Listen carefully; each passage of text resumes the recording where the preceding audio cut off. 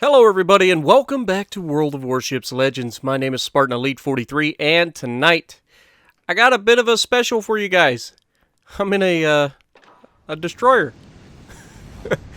So I recently did a thing, and the thing that I did was take Takeo Takagi, I think that's his name. I can't remember which one's which. One of them is my battleship captain, the other is the destroyer captain. I can't remember which. So I apologize right off the bat. But either way, I got him to level 16. And he is a 2-star legendary. What this does for me is this allows me to have 11.6 kilometer torpedoes. 11.6! That's like half the range of my Iowa that I can just sit back and snipe with torpedoes. It's ridiculous. Speaking of which, this Colorado's charging straight ahead into the center of the map right off the bat. So I give him some of my 11.5 kilometer torpedoes and I sail away. Because when you have 11.5 kilometer torpedoes, you don't need to get close. Now, I'm going to be very fortunate in this match to have an enemy team that just doesn't know what to do with me, which is preferable. If you're ever going to have that problem, at least you're in a destroyer that's hidden. You know, in a battleship, everybody knows to shoot you or torp you, but you're visible no matter what. So that's the thing about a battleship. However, in a destroyer, you can be sneaky, really sneaky, like shooting torpedoes at a Colorado and then having an Aoba sail right in front of them. Wait for it. Pow! Goodbye, Aoba. Oh, what a bad day. You know, in a cruiser, you have all the tools at your disposal to get rid of destroyers. But if you're not expecting torpedoes to be in the water, it's kind of hard to throw your hydroacoustic. And as we saw with that one, he kind of run right into him. Now, this second set of torpedoes here, I'm sending again in the Colorado's general direction, but we have a smoke screen, which means there's a destroyer over there, which is hilarious. So we're just sending those out in the background, and also the guy that's talking in our Aoba right now is actually on my side, and he's going to get messed up pretty early. But he's going to enjoy watching me rip apart the Reds here. It's going to be pretty disgusting, so I hope you guys are down to watch. It's not the most, exciting gameplay in the world, sure. Because I don't think I get detected until the very end of the match. But, it doesn't mean I'm not doing anything. We already have 28,000 damage and a kill.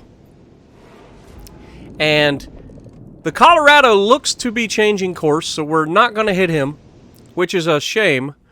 But we may just accidentally hit a destroyer.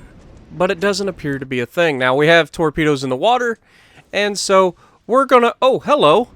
There's their destroyer. Let's send 2 salvos at their destroyer, and then, a third salvo just for whom it may concern, because I feel like I could maybe catch that Colorado slipping. Sure, it didn't look like it would hit, but sometimes you just throw them out there and hope. Now, what you'll notice is, later on, I start staggering my torpedoes. I push one set of torpedoes out, I'll put another set of torpedoes out, and then I'll hold on the third set. And that's going to be increasingly, a good idea. And maybe that's something I need to start doing more often. Because the worst part about a destroyer is, once you fire your torpedoes, you're just kind of hanging around for about a minute, or a little over a minute, and you might not actually get a chance to hit anything. That being said, surely that destroyer's not still sitting there, is he? Why would he sit in the same spot that I've already launched torpedoes at prior? Yep, he's still there.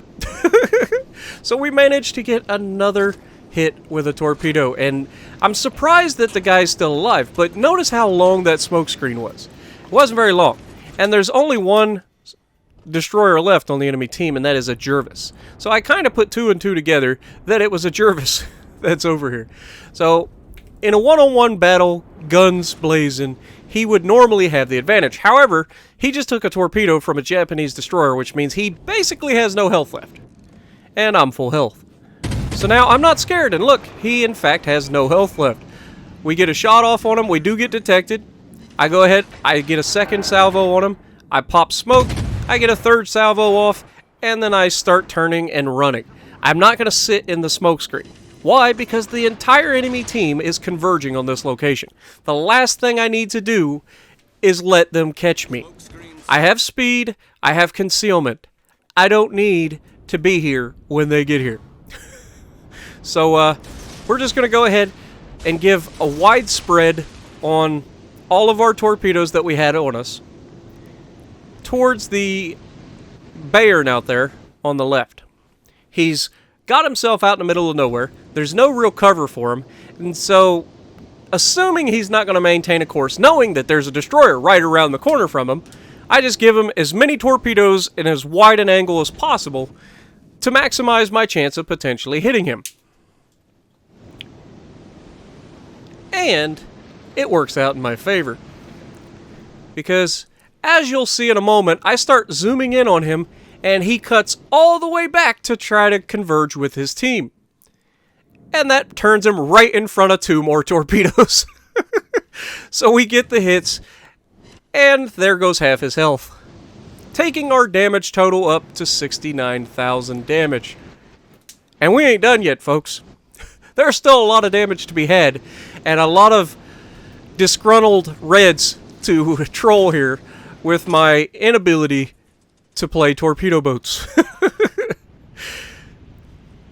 I'm starting to get a little bit of a feel on when I need to use wide and when I need to use narrow, and just better accuracy overall with torpedoes, because I'm not generally very good with them.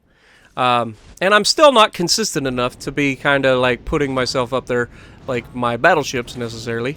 But notice I fire that set at the Koenig, and then the Baron comes back out. And I don't really have a clear shot at the Baron at the moment, so we go ahead and fire another salvo at the Koenig over there, just to try to catch him off guard once more. Now the Colorado over here is kind of begging for it, but we fired our first salvo quite a while ago. It's almost to him, and that means I'm almost reloaded. We got just under 30 seconds left. And that's the best part.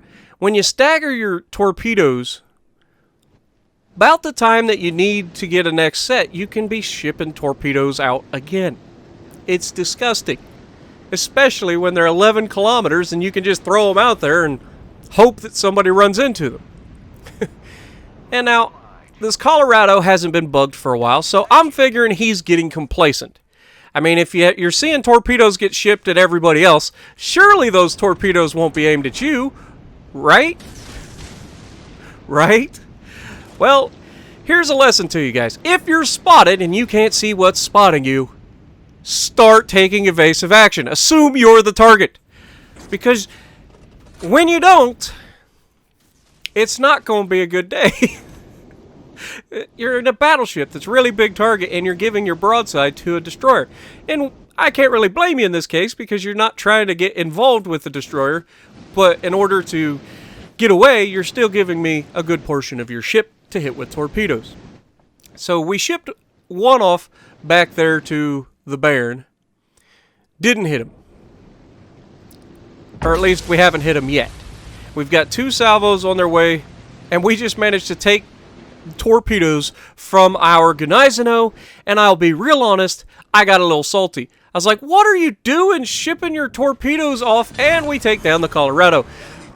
They're 6 kilometers in range. You're 13 or 14 kilometers from the nearest ship, and we get another torpedo hit, which means we hit the Baron.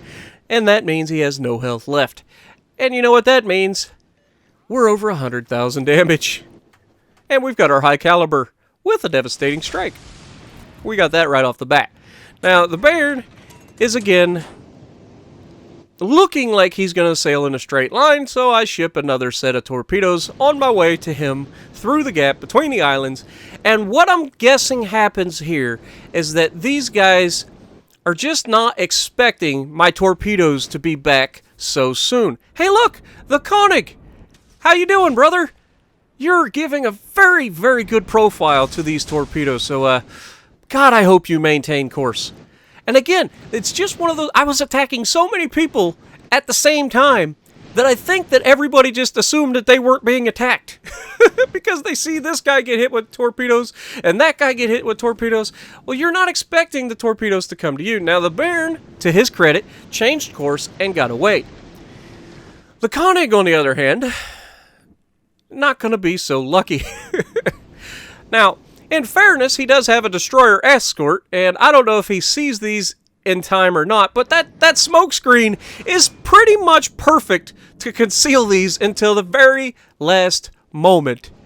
And, wait for it, 1, wait, 2, 3. It's just disgusting. It's disgusting. It's like getting a citadel every time you hit somebody. It's disgusting. Needless to say, this Koenig has lost 3/4 of his health. And there's only a destroyer and the Koenig left on my side of the map. So we're going to go back and try to finish them off. I've got 2 kills. There are 3 enemies left. Can I get a Kraken? That's what's going through my mind right now. Now the Gneisenau decides to get involved in a fight. You believe that? There's a no-health battleship that's lower level than him, so I guess he decides to get involved in a fight. Luckily for him, he's taken torpedoes from the destroyer that snuck out past me before I realized it. Me seeing those torpedoes hit him, I make a beeline right directly for where I think that destroyer is hiding.